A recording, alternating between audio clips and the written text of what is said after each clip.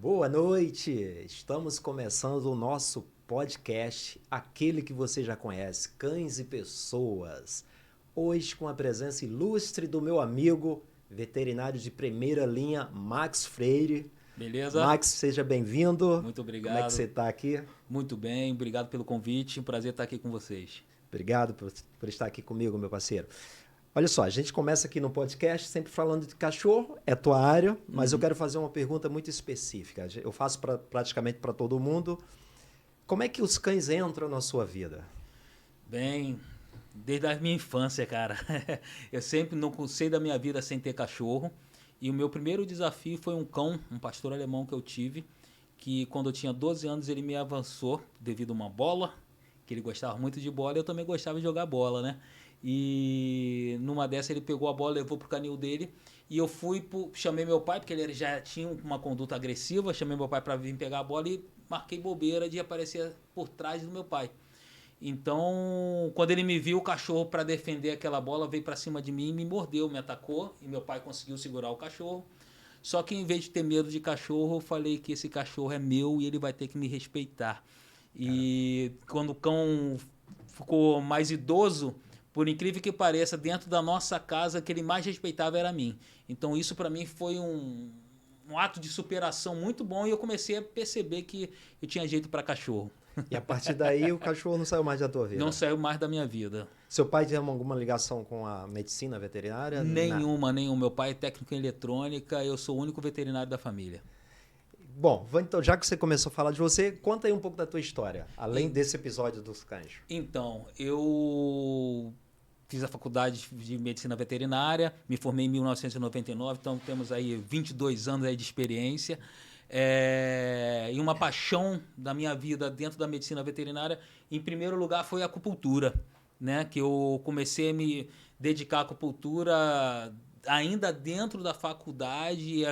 A acupuntura no Brasil estava engatinhando e eu tive o prazer de começar a prestar atenção nessa técnica milenar, muito pela descrença, né? Porque eu assisti uma palestra sobre acupuntura e não acreditava que uma agulhinha pudesse resolver os problemas. Mas só que eu sou alérgico a vários analgésicos, anti-inflamatórios. E quando eu cheguei em casa eu pensei, poxa, se esse negócio funcionar mesmo, vai servir para mim. Comecei a estudar e dentro ainda fazendo clínica dentro da faculdade, os professores começavam a indicar alguns pacientes para a gente atender. E a primeira coisa que eu fazia, achando que não iria funcionar, eu pedia para o tutor tirar todos os medicamentos. E só tratar com a acupuntura. Para mim, achando que ninguém fosse retornar, né, para fazer o tratamento, e para minha surpresa, os tutores voltando e eu não estou botando nenhum remédio, não estou dando nenhum remédio, esse negócio funciona. Isso aí começou minha paixão pela acupuntura veterinária. E dentro da acupuntura a gente começa a trabalhar muito com cães paralíticos, cães que sentem muita dor. E eu via que com a acupuntura eu conseguia recuperar muito a mobilidade, os cães voltarem a mexer as patas, mas não voltavam a andar. E aí surgiu o interesse pela fisioterapia. E aí eu cursei a faculdade de fisioterapia, além da veterinária, e há 20 anos já trabalho só com atendimento exclusivo em fisioterapia e acupuntura em pequenos animais. Como é que define essa diferença da acupuntura para a fisioterapia dentro da tua prática? Então, geralmente quando qualquer cão, ou até mesmo a pessoa, vai ao médico porque tem alguma dor, algum desconforto, não é diferente na veterinária. Então, se o cão está mancando, se o cão está parou de andar, sentindo algum tipo de dor motor do sistema músculo-esquelético, vai procurar um acupunturista ou um fisioterapeuta, né, veterinário. E para acupuntura, eu acho a acupuntura para dor um excelente recurso. Eu, por ser os dois, acupunturista e fisioterapeuta, dentro dos recursos analgésicos para que tiram a dor da fisioterapia, eu acho a acupuntura mais eficaz do que qualquer outro deles. Então, geralmente, eu começo os meus atendimentos com acupuntura e orientação fisioterápica. O que é a orientação fisioterápica? Eu instruo o tutor a fazer os exercícios terapêuticos na sua própria casa. Entendeu? E o manejo, né? Porque não adianta fazer um excelente trabalho e o manejo dentro de casa não ser o adequado, que vai continuar perdurando essa lesão. Existe preconceito em relação à prática do acupunturismo? Olha, Já teve muito. Hoje em dia a gente tem mais aceitação, né? Inclusive, quando eu decidi não clinicar dentro da medicina veterinária, dentro de casa mesmo, você não vai dar certo, ninguém vai fazer acupuntura em cachorro. De fato, estava engatinhando, né? O negócio, e eu falei, não, eu não vou clinicar, eu vou oferecer o meu trabalho para os colegas veterinários, que eu vou trabalhar só com acupuntura. E depois entrou a fisioterapia também. E eu acho que eu escolhi o caminho correto, né? E eu não me vejo hoje trabalhando, fazendo outra coisa. Meu maior prazer é ver esses cães desenganados voltarem a andar. Teve alguma mudança desde que você começou para cá? Sim, a mudança hoje é que a maioria dos tutores acreditam, e muitos deles já se submeteram à acupuntura ou à fisioterapia e veem a necessidade de fazer no seu cão. Uma coisa que não mudou até hoje, por incrível que pareça, que nenhuma, pelo menos eu desconheço, qualquer faculdade de veterinária que mencione, que fale sobre a fisioterapia para os cães e muito menos a acupuntura. Então, totalmente extracurricular. Quando eu pego estagiários para acompanhar nossos atendimentos, eles relatam isso, nem sequer comentam sobre fisioterapia. Ou então falam, pode fazer fisioterapia, mas o que é a fisioterapia? Não é instruído isso nas universidades. Eu, do Rio de Janeiro, eu não conheço, eu acho que no Brasil inteiro não tem muito isso. Interessante. Você tem alguma teoria por que isso ainda não é tão difundido? Não sei. E incrível, alguns ortopedistas ainda, após a cirurgia, ainda diz que fisioterapia não precisa, que se fisioterapia não funciona, né, que só caminhar na areia vai resolver, né, e aí tem vários riscos, né, de você não fazer a fisioterapia, como um humano também, né, deformidades, sequelas de uma lesão que você não vai poder recuperar se não fizer a fisioterapia. E para você como profissional específico disso, qual é a sua opinião exata sobre essa?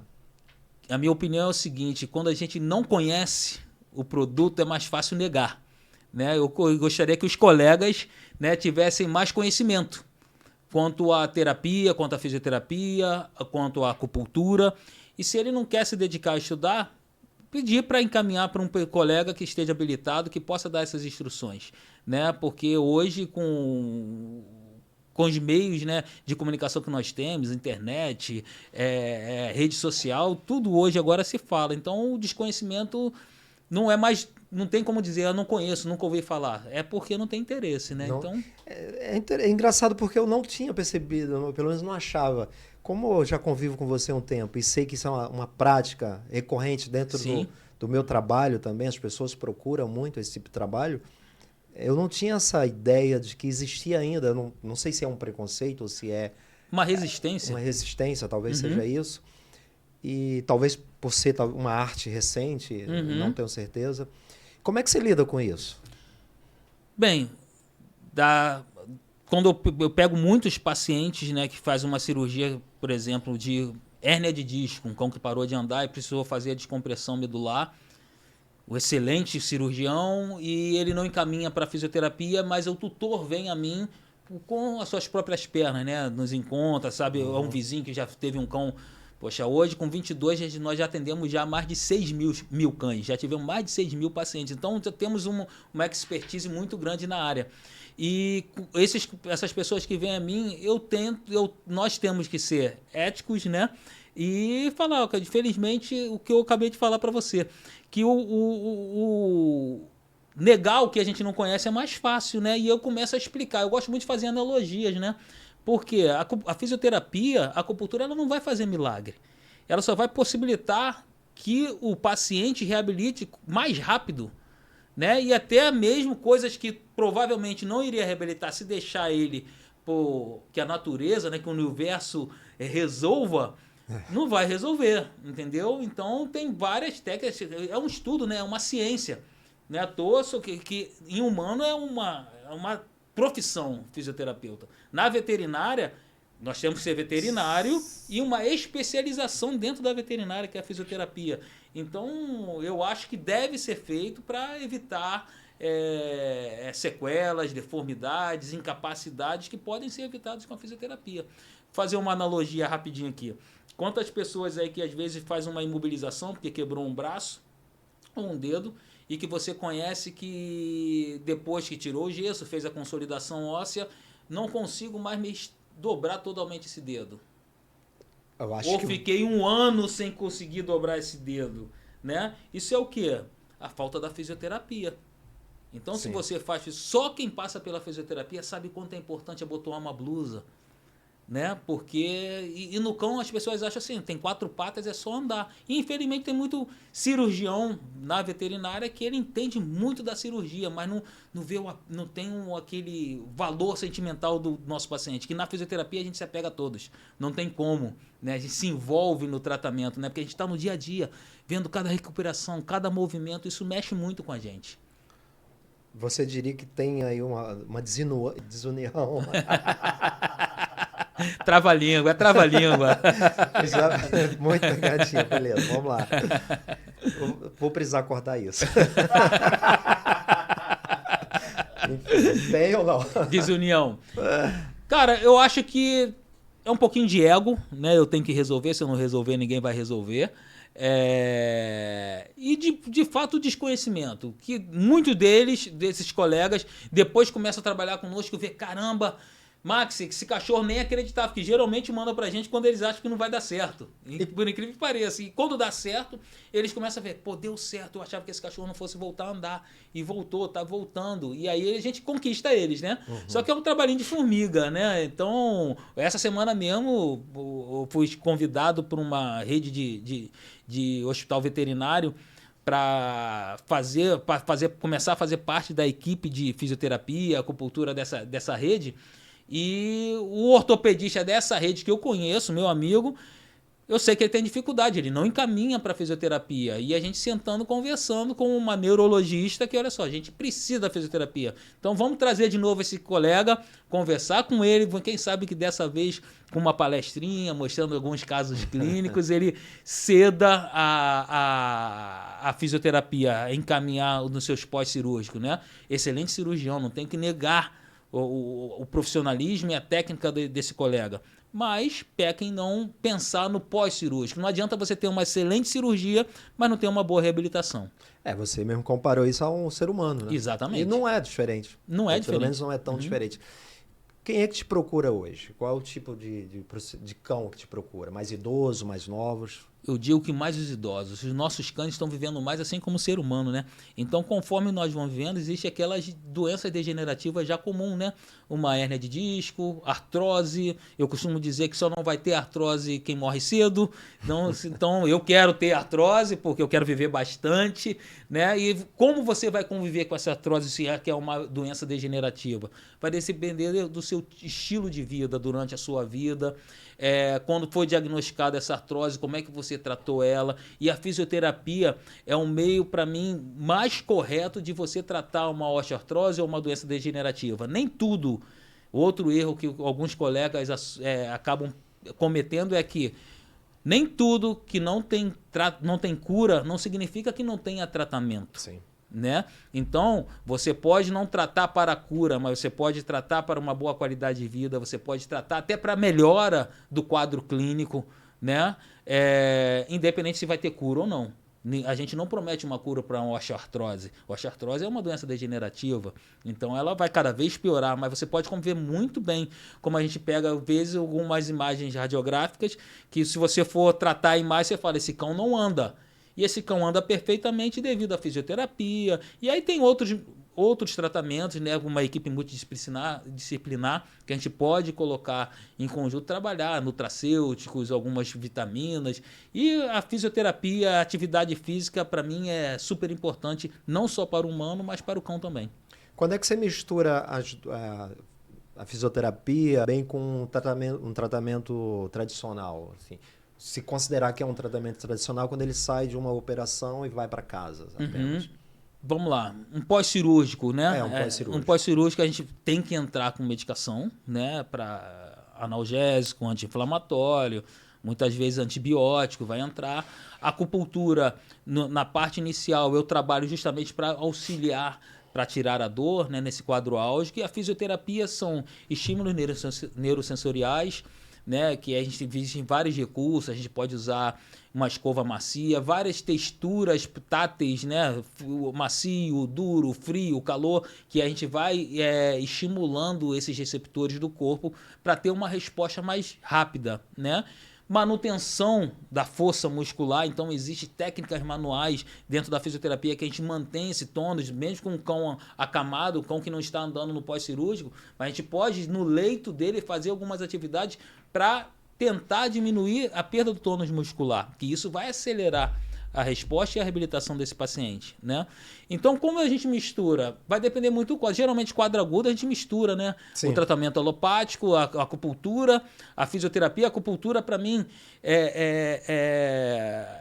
para idoso também é interessante, que eu não vou trabalhar só a parte músculo-esquelética, só a parte motora, né? Eu vou trabalhar o corpo como um todo, né? Então, tipo, a gente pode trabalhar rim, pode trabalhar fígado, né? Trabalhar a mente, isso tudo através da acupuntura. Mas aí é uma técnica milenar que é complexo de a gente explicar, né? Para fazer um tratamento mais anterior a um cão velho, né? Um preventivo.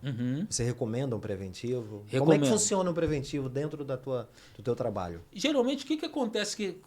O tutor começa a observar, né, que o seu cão está ficando idoso, né? Hoje, dependendo da raça, um cão de 8 anos já está entrando na terceira idade, né?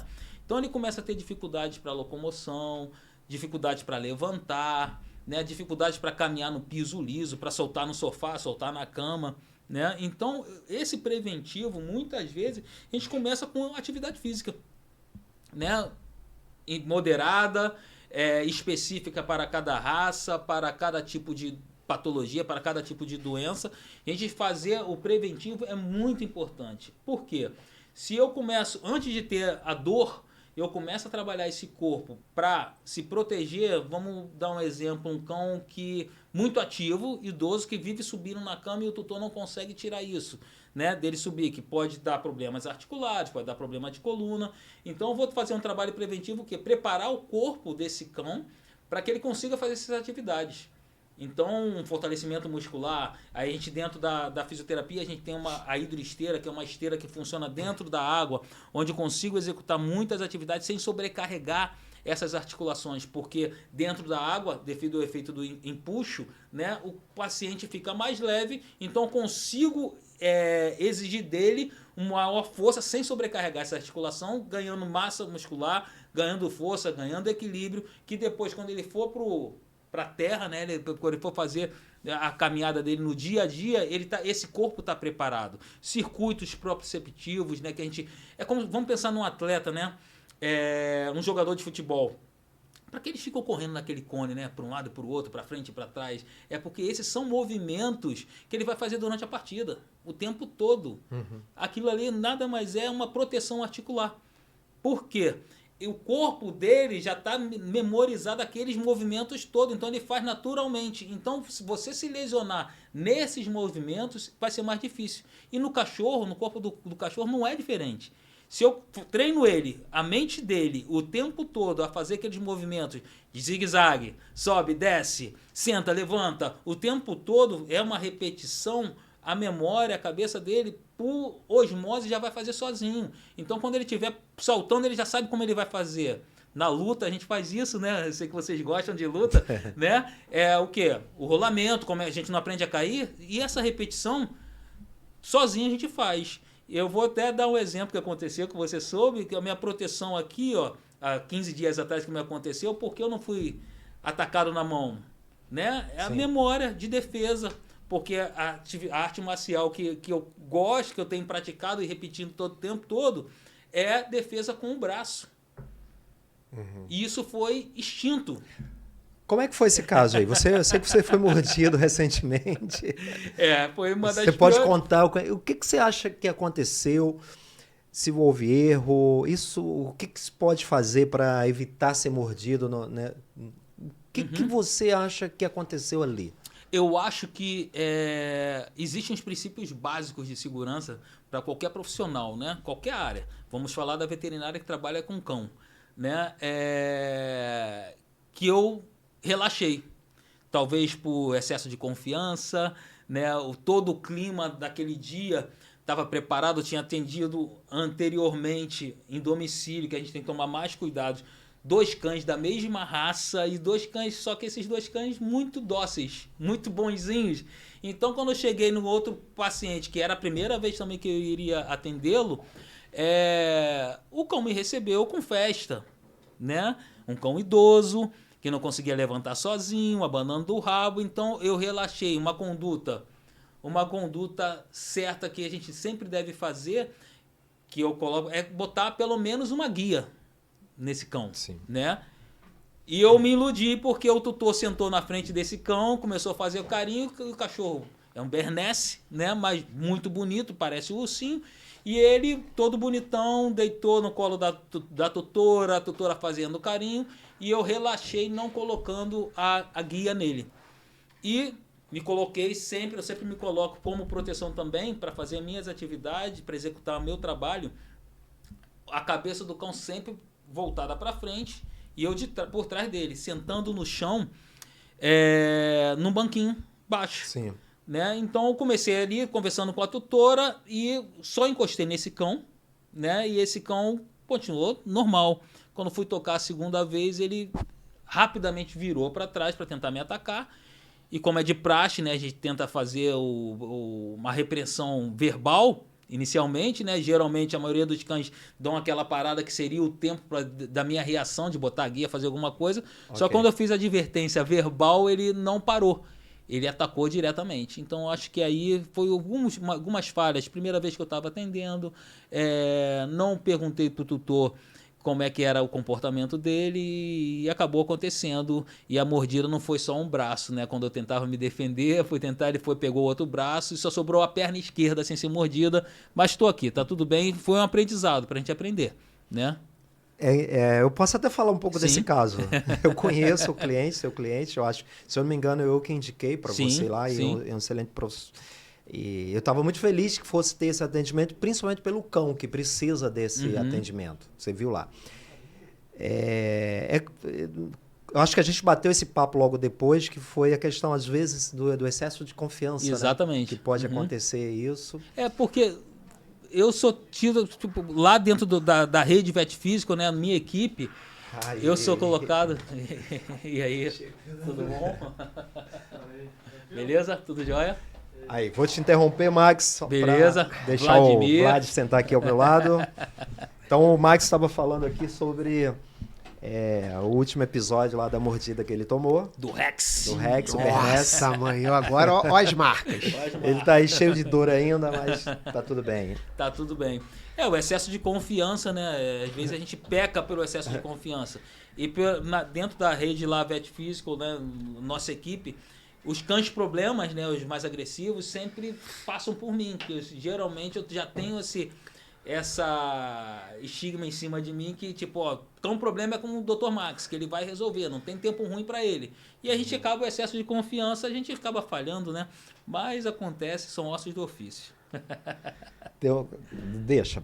Quer fazer alguma pergunta agora ao Max? Não, essa você já deve ter falado ali, Max já tinha me... narrado como é que foi essa aventura dele, mas sinto muito lhe informar, não foi a primeira e não vai ser a última. Vai ser a última. Faz parte. Aproveitando, Max, fala então assim, teve algum caso em que você achou que não ia conseguir recuperar o cão ou não ia dar uma vida melhor para aquele cão? Cara, não canso de ser surpreendido, né? Porque existem vários cães que a gente pega e esse aí vai ser muito difícil e nos surpreende.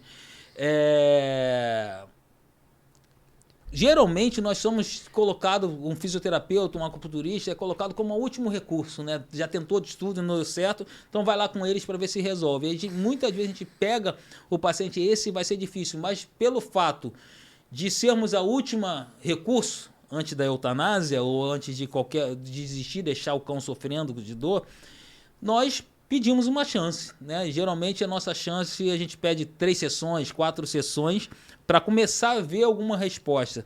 E mais de 90% desses pacientes respondem bem nas 3 primeiras sessões, onde o tutor vê essa melhora, não quer dizer que vai ser curado, vai ter alta, mas está vendo uma melhora gradativa.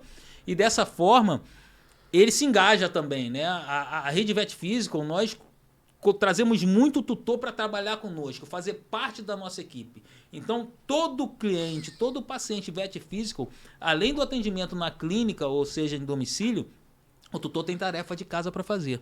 E isso traz o tutor para o tratamento e traz ele também para ficar mais próximo do cão. Então, qualquer mudancinha, mesmo que pequena, o tutor vê. E quando o tutor participa, as coisas funcionam melhor. Então, dentro da medicina chinesa, a gente coloca a intenção da cura já é 50% do tratamento. Então, nós temos a intenção da cura em todos os pacientes que a gente trata. Então, surpresa para a gente sempre vai ter. E é aí que entra. A gente vem de muito tempo, as pessoas sempre desprezaram a medicina chinesa, né? Foi isso é tabu, isso é coisa da cabeça. E eu vi resultados com a acupuntura, um troço de louco. Como eu também já vi resultados com homeopatia. E a pergunta que eu faço é: qual é o poder que a acupuntura tem numa reabilitação de um cão que eu já vi você fazer isso, porque eu já vi cão que não andava e andar. Qual o poder que a acupuntura tem e como é que se dá esse processo nessa recuperação? Então, a acupuntura, né? Esses pontos de acupuntura, eles são colocados em meridianos, pontos de acupuntura. Certo. Existem 12 meridianos principais e aí a gente trabalhando a medicina chinesa, cada doença é um desequilíbrio energético, seja excesso, estagnação ou deficiência. Com as agulhinhas, a gente vai organizando isso, né? Quem está em deficiência, a gente estimula para elevar essa energia, ao contrário, a gente ceda para diminuir essa energia e trazer o equilíbrio, né? O yin yang, né? Tem que estar sempre equilibrado dentro da medicina chinesa. E a gente começa a fazer esse trabalho. E, cientificamente, a gente sabe que a acupuntura libera alguma substância, né? Endorfina, serotonina, que traz sensação de bem-estar, alivia a dor. Então, por isso que a acupuntura para dor é excelente, né? E trazer movimento, o paciente começando a se sentir melhor, aliviando a dor, trazendo mobilidade, movimentando essas articulações. Aí, por isso, meu interesse depois pela fisioterapia, entra a fisioterapia, porque a acupuntura ela não consegue fortalecer. Ela até ajuda um pouquinho ali, mas você ganha força e massa muscular é fisioterapia. Não tem como, entendeu? Então, uma ajudando o outro, o que a acupuntura faz? Prepara o terreno para a fisioterapia entrar e executar mais rápido. Então, eu coloco hoje um tratamento desse de um paciente que parou de andar, tratamento de 10, 12 semanas, que é extremamente bom, né, para um cão desse. E mais de 80% desses pacientes respondem bem ao tratamento. E é interessante porque existe, até hoje, né? Eu acho que existe muito preconceito de falar, isso eu tiro por mim, pego meus clientes, faz uma acupuntura, isso não resolve. Isso é agulhinha, aí vem as piadas, essa agulha eu dou faço em casa, eu mesmo faço. Aproveitando essa deixa do Vlad aí, você falou da resistência dos profissionais da área. Como é que existe a resistência também dos tutores, dos donos de cães? Existe, tipo, às vezes a esposa acredita, o marido não acredita, e vice-versa, mas aí não tem, como eu falei, né, a última opção. Deu remédio, não funcionou, fez cirurgia, não funcionou, ou não tem recurso financeiro para fazer a cirurgia, vai desistir do cão? Então, muitas vezes a pessoa senta e pensa, eu vou investir no tratamento porque eu não tenho dinheiro para investir na cirurgia. Embora em alguns casos a cirurgia fosse mais importante, né? Mas não tem só recurso. Mais próximo. Mas aí não tem um recurso e aí acaba investindo no tratamento. E entra descrença. Como eu falei para você no início, eu entrei na acupuntura por descrença. Então não me incomodo nem um pouco quando alguém fala que eu não acredito nessa agulhinha. Eu falo, espero os resultados. Verdade. Essa semana, 3 semanas atrás, eu tive uma surpresa. Um labrador de 16 anos, sem andar, o tutor já pensando em eutanásia, me chamou com 2 sessões e o cachorro levantou. Entendeu? Claro, 2 sessões, orientação fisioterápica, pedi para ele fazer os exercícios, tônus muscular, tem que levantar logo esse cão. E não entrei com medicamento. Por quê? Quando eu fui atender, ele já tinha tomado tudo. Então não adiantava eu repetir a mesma medicação, porque já não tinha resolvido. Ou vai ser a acupuntura e a fisioterapia, ou o cão vai se tornar um cadeirante. Né? E para nossa surpresa, inclusive, do dono, né? Com 2 sessões, o cão já me recebeu já de pé. E ele falou para mim, Max, eu não acreditava, entendeu? Eu pensei que não fosse dar em nada e estamos aí. Agora seguir o tratamento para mais força e esse velhinho de 16 anos viver mais, né? É interessante porque, assim, como é que foi essa transição? Você se formou em veterinário pela Rural, né? Não, foi pela Plínio Leite. Plínio Leite. Isso. E como é que foi essa transição que você parou na acupuntura? Então, Como foi isso? o que ocorreu que foi dentro da faculdade ainda, eu estava fazendo clínica, né, médica na faculdade, eu assisti uma palestra sobre acupuntura e eu não acreditei. O cara dá um remédio, faz alguma coisa, essa agulhinha não funciona. Por isso que eu não me incomodo quando alguém não acredita, né? Só que eu sou alérgico a várias antialérgicos, anti-inflamatórios e analgésicos, né? Então, devido a isso, eu comecei a pensar, poxa, se a acupuntura funcionar, vai servir para mim. Então, eu comecei a estudar pela acupuntura para eu me tratar com a acupuntura. Né? Só que para eu ver se isso funcionava ou não, eu tinha que aplicar nos cães. O cães não tem efeito subjetivo, né? E nem o dono ia falar para que estava dando remédio e dizer para mim que não estava dando para me agradar. E quando eu comecei a atender em acupuntura, uma das coisas que eu fazia era pedir para tirar todo o anti-inflamatório, todo o analgésico e ver como é que iria responder só com a acupuntura. E para minha surpresa, os cães começaram a melhorar e aí só cliniquei 1 ano quando eu me formei. Parei de clinicar e me dediquei exclusivamente para acupuntura. E 2 anos depois ingressei na faculdade de fisioterapia e há 20 anos me dedico exclusivamente à acupuntura e fisioterapia. Pô, bacana, bacana. É uma estrada... foi desbravador, né? Foi. Eu acho que foi, como tudo no início, eu acho que você ainda pegou aquela época que a veterinária era o veterinário que fazia tudo, era dentista, Exatamente. dermatologista, cardiologista, ele era tudo. Eu tive... Para mim foi muito bom. Eu me formei em 1999, então eu entrei para o campo de trabalho em 2000. Foi justamente quando as especialidades no Brasil dentro da veterinária estavam começando a despontar. Então a gente pegou muito conhecimento na medicina humana. Cardiologistas tiveram aulas com cardiologista humano, radiologista a mesma coisa. Eu fui fazer faculdade de fisioterapia, cada um para a sua área mais específica. Então foi o ano que mais cresceu a especialidade dentro da veterinária. Né? E não só eu dentro da fisioterapia e da acupuntura, mas os colegas cardiologistas, nefrologistas, todas as especialidades desbravaram esse mercado. Né? E hoje a gente está colhendo aí, graças a Deus, bastante gente fazendo essas especialidades dentro da veterinária. E como é o campo para o veterinário? Quem está querendo entrar hoje, que tem um sonho de ser veterinário, está entrando aí. O que é que você diz para eles? Cara, a veterinária tem um campo muito grande, cara, muito maior do que a gente imagina. Veterinário não é tratar só de cachorro e gato, né? É inspeção sanitária, vigilância sanitária. Então você pode trabalhar só com alimentos, né? Você pode trabalhar com animais silvestres. Então o veterinário está em todo o campo. Eu digo o seguinte, você tem que fazer o que você ama, né? O que você mais gosta. O clínico geral, hoje eu sinto falta de um bom clínico. Uhum. E a galera só quer se especializar e esquece que a clínica é soberana. Sem um bom clínico não vai chegar no especialista. Então, hoje, o mercado está carente de bons clínicos geral. E eu acho que a galera tem que abrir o olho, porque 90% dos casos o clínico geral resolve. O especialista é para os 10% onde não foi. Mesmo eu sendo especialista, não tem como eu viver sem o clínico geral. Então o mercado está aí aberto, né, para todo mundo. E você tem que procurar o que você mais gosta. Fala mais perto um pouquinho. A especialidade... Quer puxar para você? A especialidade é muito boa. É muito boa. Mas a clínica está tendo falta. E ela sempre vai ser soberana. É interessante porque é uma situação que é muito... tudo que cresce demais, né, vai perdendo um pouco a referência. Né? Uhum. E eu acho que isso com a veterinária aconteceu. Você falou esse relato de 1990, realmente eu vi que ali tem uma virada de chave nessa questão, não só da veterinária, mas tudo que foi o ramo de cão. Então eu vi essa questão das especialidades surgir muito nessa fase.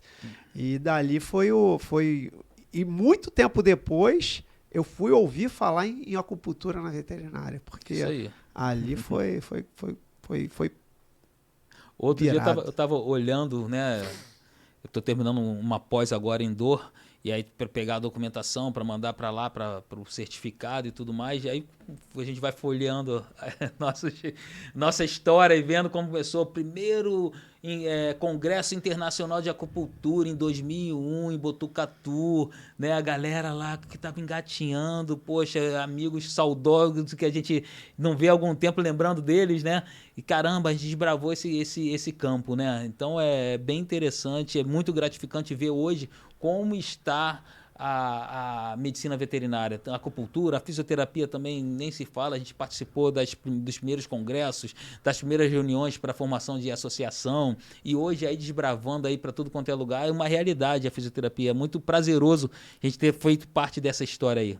É uma honra eu te conheço de nome há muitos anos e fui te conhecer depois de muitos anos pessoalmente, mas você sempre foi uma referência nessa área da acupuntura e da fisioterapia.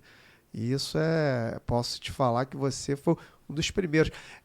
Se eu não me engano, teve muito tempo atrás que tratava muito de cavalo em Vargem Grande, que deixa eu ver, Macedo. Não, era um rapaz. Foi o primeiro ali que eu falei, nossa, existe isso para cavalo, para uma espécie sem ser humana, né? E ali logo depois eu te ouvi falar de você. Eu não fui o primeiro, acho que a segunda geração, né? Tem colegas bons, o meu mentor Guilherme Carvalho, começaram, Márcio Bernstein, começaram aí no Brasil, né, a acupuntura. Eu fui estagiário do Guilherme Carvalho, fomos sócios da Vet Physical, ele também que me motivou a fazer a fisioterapia, ele também é fisioterapeuta, né? Então, e é bom a gente ter essas amizades, né? Tá sempre junto. Então, eles desbravaram. Eu sou da segunda geração, mas quando eu comecei era eu e mais 3 no Rio de Janeiro, né? E no Brasil tinham poucas pessoas aí em São Paulo fazendo, né? Todo mundo se falava o tempo todo, e é muito bom fazer parte dessa história, muito gratificante. Quando ele falou o nome do Márcio, eu lembrei. Ele trabalhava no Canil Belas Flores. Isso aí. Foi a época que eu também fui lá aprender com Aleixo, Carvalho. Se eles verem aí, então, Márcio, um grande abraço, Guilherme também. Um grande abraço para vocês vão ouvir esse podcast aí. Vocês fazem parte dessa história, muito mais do que eu. Vocês foram que desbravaram mesmo. Como é que é o mercado no Rio de Janeiro? Para veterinária, em geral, assim, não só na tua área. Eu acho que o mercado, cara, é um mercado que não vai parar de crescer, né? Cada vez tem mais cachorro. O que eu tenho visto hoje é que os casais, quando estão formando família, né?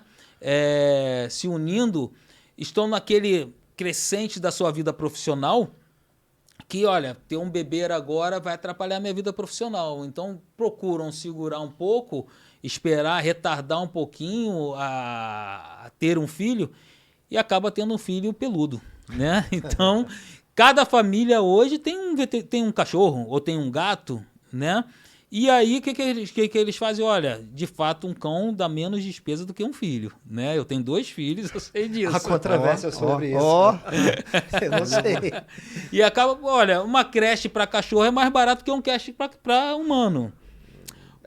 Ainda é, né? Ainda é. Bem, os cuidados que a gente precisa ter, os cuidados básicos com o cão, é muito mais barato do que para o humano. O humano é roupa, é tudo. Se for menina, então, meu filho, você tá frito. Eu, graças a Deus, tenho 2 meninos. lá em casa tem de tudo. Menina, mas, cara, menino, cachorro. Cada vez exige mais, né, dos cães. Então, oferece mais produtos, tanto medicinais quanto até estético. Sim, mas aí existe aqueles produtos que são necessários e os produtos que são supérfluos. Igual o humano, né? O essencial e o supérfluo. O que acontece com o cão? Que eu acho que vai crescer mais ainda e isso não vai parar de crescer. Porque se você botar... muitos tutores que estão unidos formando uma família e dentro da sua família tem um cão e não um filho, se eles botarem na balança, como fosse com um filho eu gastaria X, com o meu cão eu gasto meio X, ele vai gastar meio X e pode ser que ele chegue ao X sem problema nenhum. Por isso que o mercado pet cresce cada vez mais. Porque quando a pessoa bota na balança, poxa, se fosse um filho, só a creche seria R$1.000. Se eu estou gastando 700 com o meu cachorro, estou no lucro. E gasta, porque é um filho. Não deixa de ser um filho. entendeu? Então vou dizer nem que gasta, né? Investe. Investe. Porque tem retorno, né?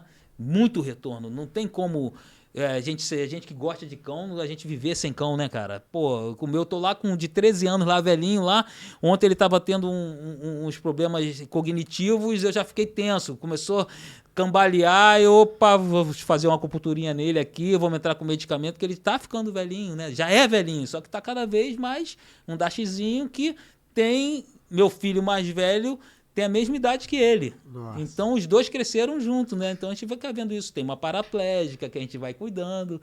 Então, é membro da família. Não tem como descartar isso, né? Então, é um mercado que vai crescer cada vez mais e a veterinária tem um campo aí absurdo para poder explorar. E tem muitas especialidades ainda que podem vir por aí.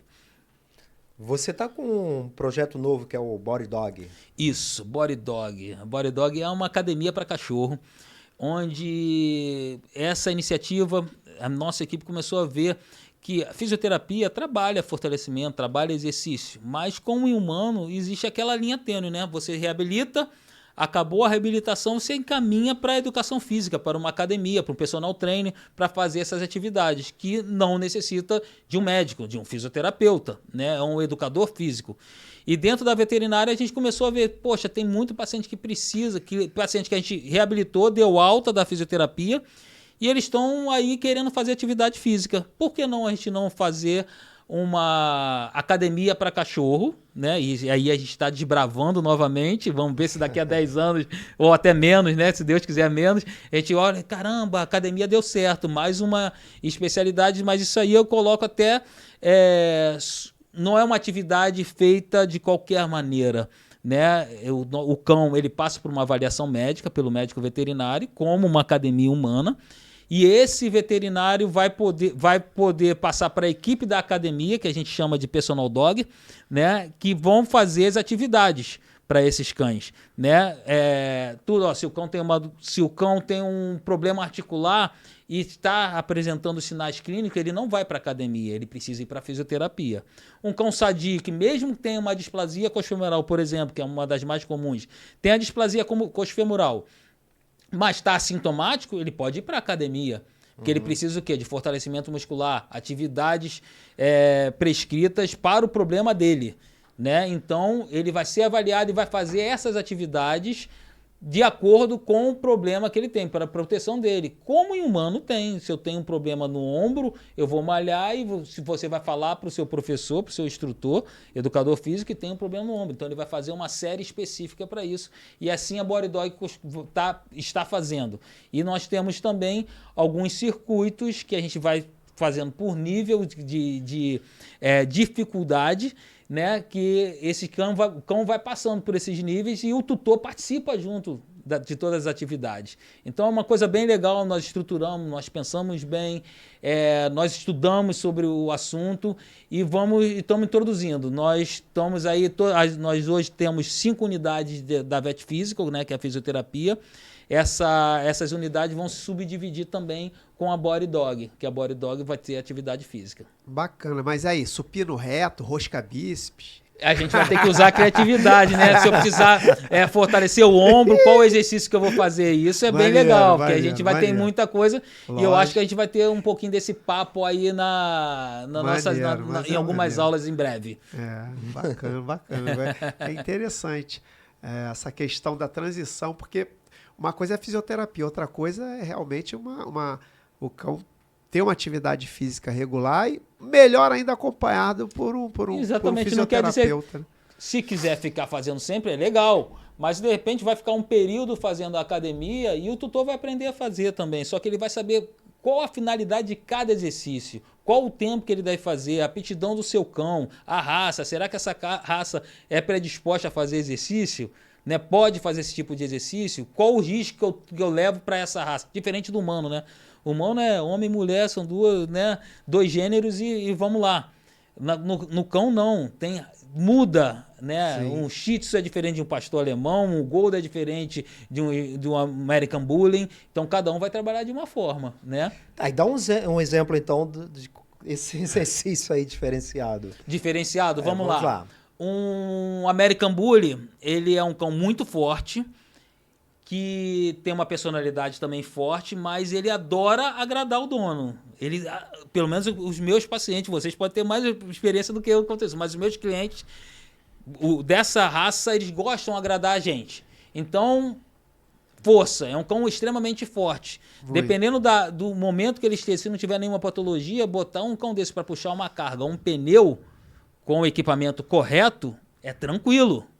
Ele vai fazer isso de letra, rindo, e ele ri mesmo, né? Que tem um bocão grande, né? Ele vai rir e vai fazer isso. Eu não posso fazer isso com Yorkshire, com Dachshund, não vai puxar pneu. Ele não tem aptidão para isso. Que é meio arqueado. O Shih Tzu que é arqueado, entendeu? Então, uma das coisas, um Shih Tzu, esses cães pequenos, que às vezes o tutor não tem a instrução de, não sabe caminhar, eles andam puxando, entendeu? Anda na frente do tutor e anda puxando, não anda do lado. Ele vai ter que ser educado para andar do lado. Como é que ele vai fazer atividades puxando? Porque, na verdade, ele que está comandando tudo. E na academia, os cães começam a ser submissos aos personal dog, né? Porque tem que fazer o que a gente está orientando. Então, existem vários tipos de exercícios que para um cão vai ser bem, outro não. Tipo, um cachorro grande subir no sofá, um golden subir no sofá, não tem muito problema. Porque o salto dele quase não dá, né? Ele já baixa, já sobe direto. Agora, um cachorrinho pequeno não é ideal, porque vai forçar as articulações, vai forçar a coluna. O que a gente pode fazer? Aí a gente chama de um treinamento funcional. Não tem funcional para humano, a gente tem funcional para cão. Então, ele vai aprender a subir, descer escada, subir, descer rampa. E por que eu não, doutor, botar essa escada, essa rampa para ajudar ele a diminuir os impactos e evitando novas lesões? Né? Cada um vai de um jeito. Antes de vir para cá, eu procurei eu soube essa semana e procurei e não encontrei me parece que foi aprovada uma lei, ou pelo menos está para ser aprovada aqui no Rio de Janeiro, pela Câmara dos Vereadores, que proibiria o uso de bicicleta com cães. Eu procurei essa lei, não encontrei nada referente a isso, então não sei se isso é uma verdade ou não. Mas, de qualquer forma, eu quero falar sobre isso. Caso uma lei dessa passe, qual é o mal que isso pode causar nesse teu planejamento, nessa tua profissão, exatamente, na tua ajuda com os cães?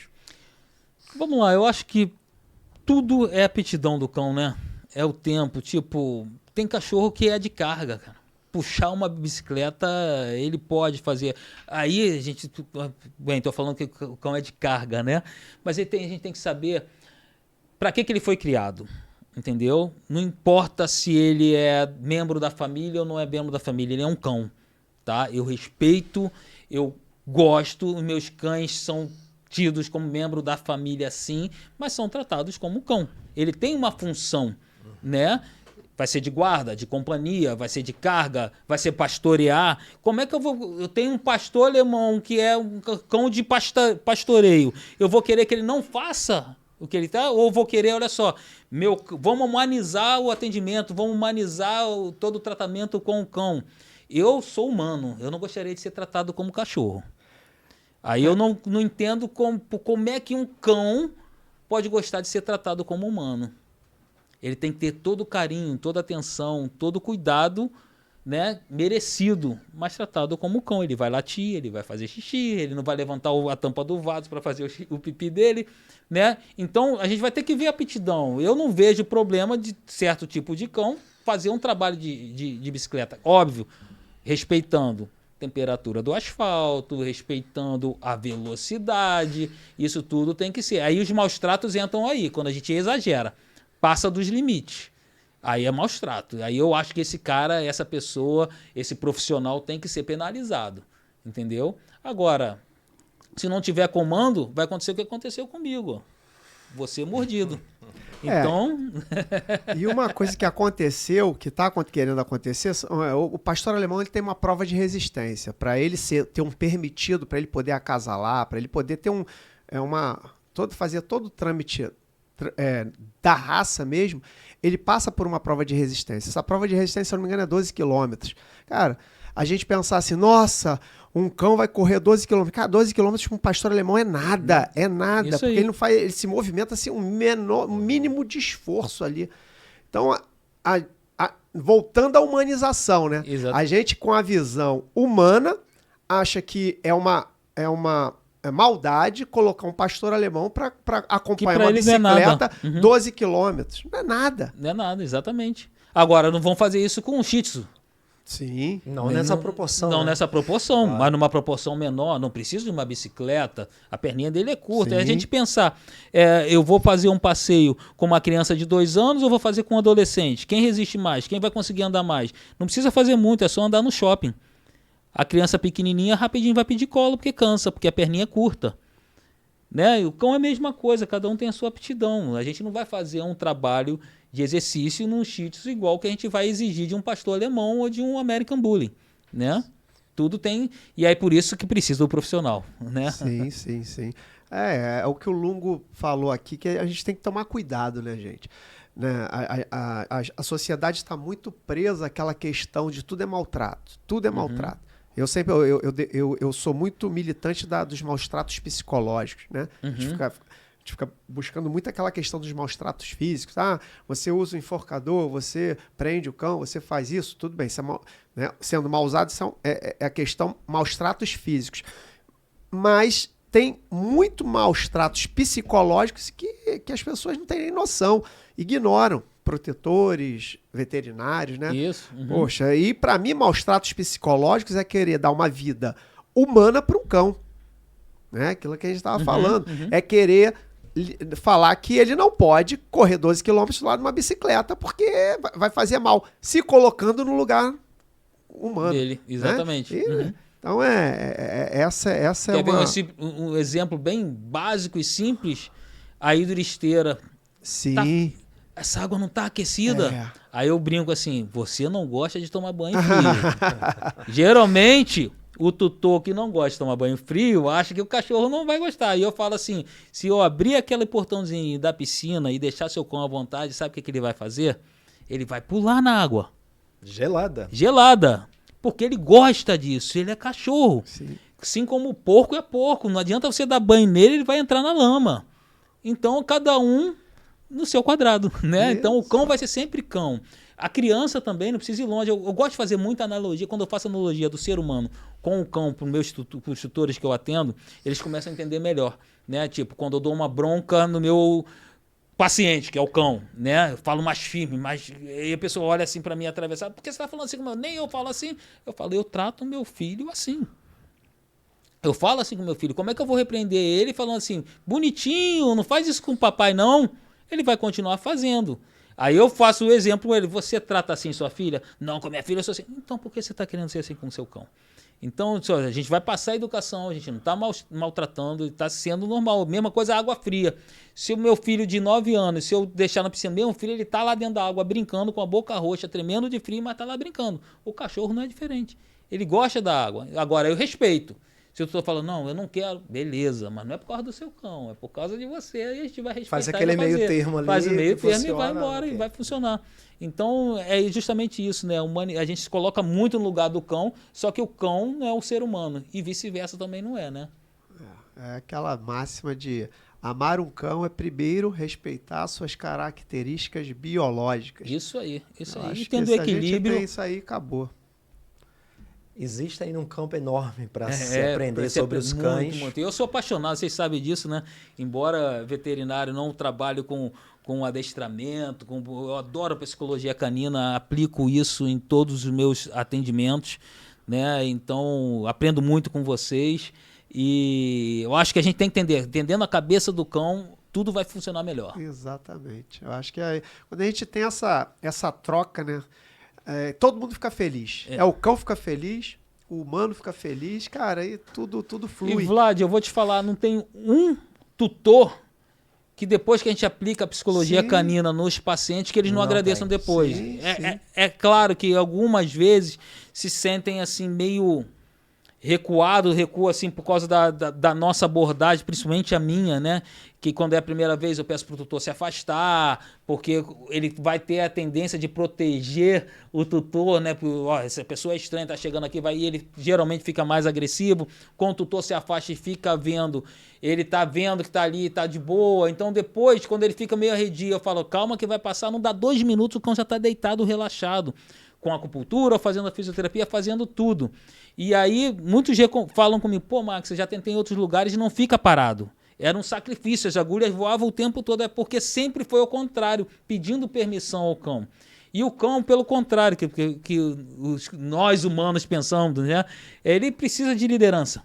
Ele quer ser liderado. Quando o cão tem a liderança, ele fica mais relaxado.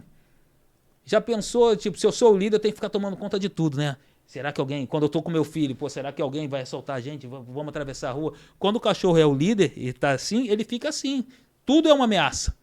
Agora, quando ele tá do lado do líder dele, que tem que ser humano, né, ele tá relaxado. Por quê? Eu não preciso me preocupar que o meu líder vai me defender. Eu acho que é mais ou menos por aí, né? Mas é essa visão que a gente, com essa mania sempre de o que você falou, né? O humano, ele sempre tenta fazer a imagem se colocar no lugar do cão. E aí, um negócio dificilmente dá certo. Vai fluir. Como é teu procedimento para um cão que você não conhece? Aí, até pensando um pouco nesse que te mordeu. É importante, que eu acho que foi uma situação ali. Eu pretendo relatar isso como é que foi, até para ajudar os colegas, Exato, né? E essa é a minha preocupação. Como é que você pode ajudar uma pessoa no atendimento e melhorar e ter menos acidentes, principalmente sobre essa proteção? A proteção, vamos lá. Se for em domicílio, não esquecer que a gente está entrando no território do cão. Então aquele é o espaço dele, ele vai defender aquele espaço, principalmente se for um cão de guarda. Ele vai defender esse espaço. E o que nós precisamos fazer, né? Como proteção, eu não costumo usar a focinheira, mas uma coisa básica que não pode deixar de usar para mim é a guia unificada, né? O enforcador. Que eu digo, o enforcador não serve para enforcar, nem para estrangular, ele serve para educar. Eu posso montar num cavalo sem a rédea, só segurando na crina, vou ter mais dificuldade. Se eu botar a rédea, vai ser mais fácil. Mesma coisa o cão, eu posso atender um cão só segurando pelo pelo, vou ter mais dificuldade. Se eu botar a guia nele, eu vou ter mais facilidade de controlar ele. Então, chegando uma coisa básica, usar a guia.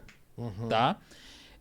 Outra, perguntar ao tutor como é que é o comportamento desse cão, né? E sempre usar a sua segurança. Eu costumo trabalhar sempre com a cabeça do cão para a minha frente. Mas o meu trabalho me permite isso. Um clínico geral, ele vai precisar palpar. Então, talvez para a sua segurança, usar a mordaça também é interessante. Eu não uso a mordaça porque, geralmente, quando eu coloco a mordaça, eles ficam mais ridículos. Na memória dele, toda vez que usa aquilo ali, vem uma coisa ruim. Ele não vai para o médico porque está tudo bem. Ele sempre vai no médico porque tem algum problema. Então, como cão, tudo para mim no cão é condicionamento, ele está condicionado. Focinheira é sinônimo de injeção. Focinheira é sinônimo que o veterinário de branco, por isso que eu não trabalho de branco vai apertar ele. Então, olha só, vamos tomar esses cuidados. O cão não está ficando quieto com o cachorro. Eu pego a guia, estou vendo que ele não é agressivo. Aí tem que entender um pouquinho de psicologia, né? Para entender que ele não é... psicologia canina, para entender que ele não é agressivo. Eu mesmo pego a guia e dou um passeio com ele, com a guia. Para quê? Para mostrar para ele, ó, eu estou no controle. A guia é uma ferramenta para mim, esse enforcador é uma ferramenta espetacular, que passa minha energia através da guia para ele. Então eu estou mostrando para ele, eu estou no controle, não precisa ter medo de mim, dou uma voltinha. Isso eu deveria ter feito com esse cão, entendeu? Dei uma voltinha com ele, ele já sentiu, botei ele sentado, o tutor segurando na guia, né? Mesmo que ele fosse me avançar para me morder, ele morderia talvez um braço. Né? O tutor podia puxar pela guia e me defender das outras 2 mordidas que eu tomei. Como ele estava no pelo, ninguém conseguiu segurar. Né? Então, eu acho que isso são alguns cuidados que a gente precisa ter e observar sempre, não ter excesso de confiança. Acho que para mim também foi excesso de confiança, né? De poder chegar lá, não vou botar guia, não vou botar nada, mas é um risco, porque poderia ter sido pior, né? Ia ficar mais tempo sem trabalho. E eu, de fato, não consigo ficar parado em casa. Tem que sair, tem que fazer. Não é à toa que 48 horas depois já estava trabalhando.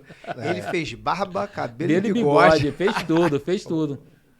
No nosso, a gente tem um curso para auxiliar veterinário, né? Então a gente dá umas dicas sobre manejo, principalmente para evitar acidentes.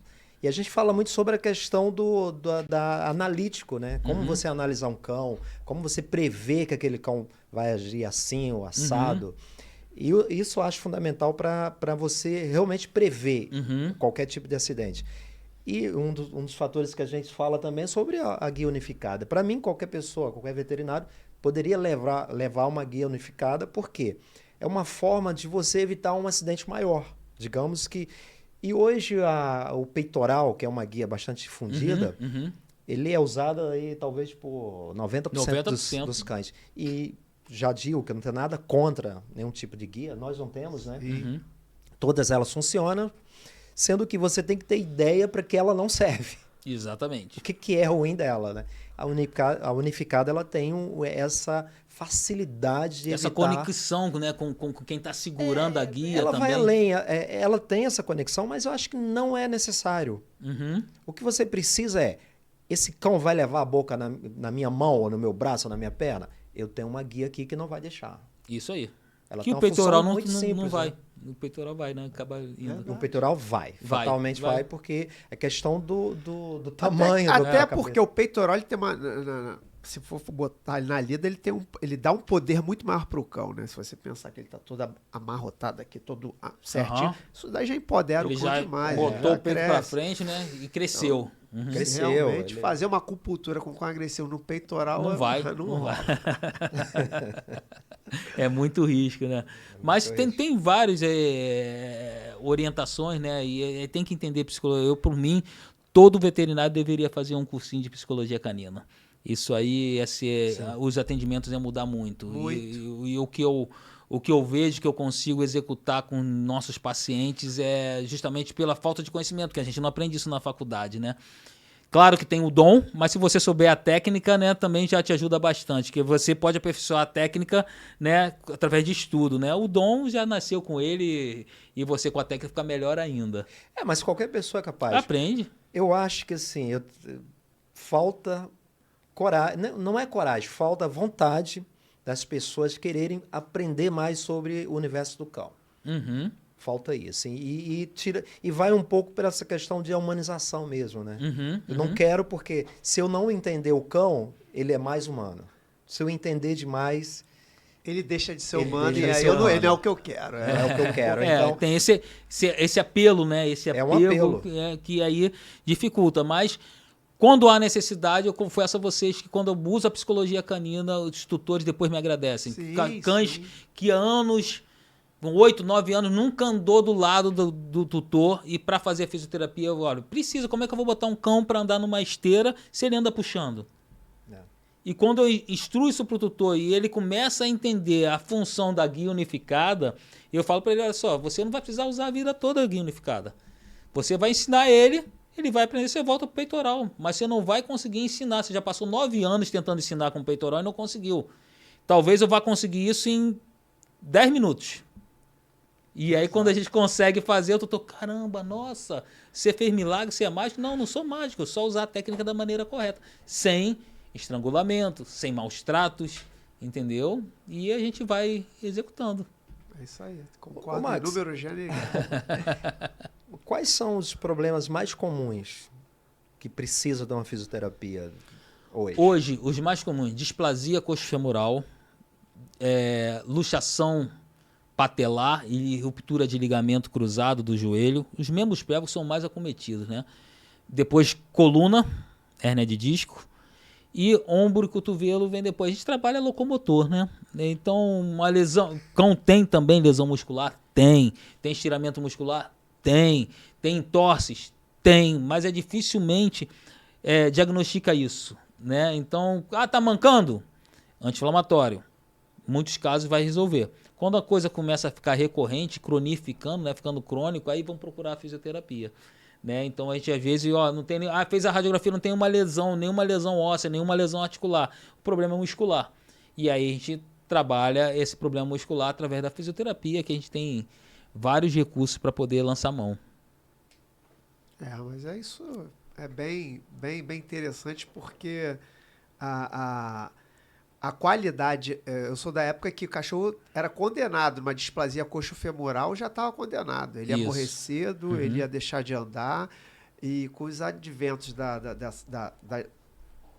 tanto, não só cirúrgico também, mas com a fisioterapia, com a medicina acupuntura, integrada, medicina integrada. né? Nossa, mãe, hoje a gente consegue dar uma sobrevida que eu nunca imaginei, quando eu comecei a treinar cães, eu nunca imaginei que a gente ia chegar no nível que chegou hoje. Eu tenho pacientes que eu olho a radiografia e eu mesmo falo, esse cão não deveria estar andando, mas está andando devido a todo o suporte, né, de fisioterapia, porque o tutor resolveu não fazer a cirurgia, não pelo fato nem do investimento financeiro, mas porque ele acha uma atitude muito agressiva e ele não quis. Aí a gente tem que respeitar.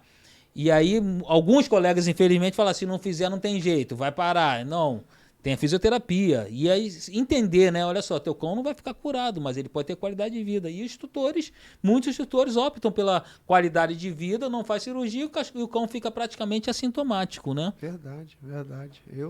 Vejo sua prova do que eu já vi de cães voltando a andar, cão que tinha uma estimativa de vida pequenininha, né? Que tem aquela questão de displasia coxofemoral desde de filhotinho. Pô, na minha época, lá na década de 80, 90, já estava condenado. Hoje vai embora. Vive bem, vive bem. Os cães hoje estão vivendo mais. Estão vivendo muito mais. Por isso que hoje, uma doença que afeta muitos idosos, que infelizmente o fim não é bom, né? Que é a síndrome cognitiva, né? Do cão idoso, que a gente, se for fazer analogia, seria o Alzheimer canino, né? Então, é uma doença que não tem cura, mas é outra doença que o tratamento fisioterápico ajuda bastante. Então, vou até aproveitar aqui para falar, mais uma vez fazendo analogia, né? Porque o Alzheimer em humano também não tem cura. Mas se faz fisioterapia, se faz tratamento de exercícios para a mente, cognitivo, ler. A gente sabe que vai chegar uma hora que não vai ter mais nada, mas a gente dá uma sobrevida, vai ganhando, vai ganhando tempo com qualidade de vida, e com o cão é a mesma coisa. Se você tem um cão que começou a apresentar os sinais clínicos de síndrome cognitivo, procura um fisioterapeuta veterinário. Tem muita coisa para fazer, para evitar, para estender ao máximo aquela sintomatologia de ficar andando em círculos. Existem exercícios que a gente pode fazer, exercícios para a memória do cão. Então, isso vai melhorando, ele vai ficar mais ativo do que você simplesmente, não tem cura, vou ficar só nos remédios e deixa aí, entendeu? Aí você vai, de fato, diminuir a qualidade de vida desse cão. E muitos cães que começam logo a fisioterapia, assim que começam a apresentar os sinais clínicos, a gente tem muita coisa para fazer. Então procura assim, mesmo que o clínico geral ou o neurologista não encaminhe, não fale nada, porque, como a gente falou no início, às vezes falta de conhecimento leva para negação. Só que fisioterapia não é só hidroesteira, não é só fortalecimento, tem muita coisa para ser feito. Então, eu tenho muitos pacientes com síndrome cognitivo que a gente dá uma sobrevida muito boa e retardando ao máximo esses problemas, né? Até com sono melhor, com tudo. E vem da questão, né? Por que hoje tem, vamos dizer, o Alzheimer canino? Porque os cães estão vivendo mais. Estão vivendo mais, isso aí. Sim. Se fosse lá na década de 90, você não chegava nem nessa fase. Morria antes. Então, era muito desconhecido. E estão hoje cada vez mais parecidos com a gente, né? Estamos vivendo mais também, né? E quanto disso o cão absorve? O cão, por ser um excelente catalisador do nosso estilo de vida, ele também está levando um pouco do que a gente tem de pior, né? Cães mais ansiosos, cães mais com falta de memória. Hoje o cão é o animal quando a gente vai comparar, né? Fazer a medicina comparativa na psicologia, é o que mais se parece com o homem, porque tem os mesmos distúrbios psicológicos, que está apresentando as mesmas doenças que o humano. Então, para estudo comparativo, o cão está sendo utilizado bastante nessa questão. Então, é isso, é o cão ajudando a gente, é o cão fazendo mágicas, fazendo coisas que a gente nunca nem sonhou que aonde ia dar, né? É verdade. Maravilha, que papo maneiro. Bom, Fale agora aí, se despeça falando de você, do seu trabalho, onde encontrar o Max Freire. Ok. Bem, foi um prazer estar aqui com vocês, tá? Você encontra a Rede Vet Physical, fisioterapia, acupuntura, controle da dor em cães e agora Body Dog, academia para cachorro, pelo telefone, pode ser pelo zap também, 21 99889 5185 e nas redes sociais Rede Vet Physical. Encontra a gente lá, você vai saber um pouquinho mais da nossa história, do nosso trabalho e estamos sempre à disposição de vocês. Vlad? Bacana, bacana. É uma grande honra ter esse profissional desse quilate aqui com a gente. É muito, muito... O podcast Cães e Pessoas, ele fica muito honrado mesmo. De estar Prazer com foi você todo aí. meu. Aí. Então, semana que vem a gente está de volta com mais um Cães e Pessoas. Não esqueça de se inscrever no nosso canal, Cães e Pessoas. Todas as redes sociais, TikTok, Instagram. Vai lá, dá uma força pra gente. E bom final de semana. Vamos com tudo. Valeu, Max. Valeu. Valeu.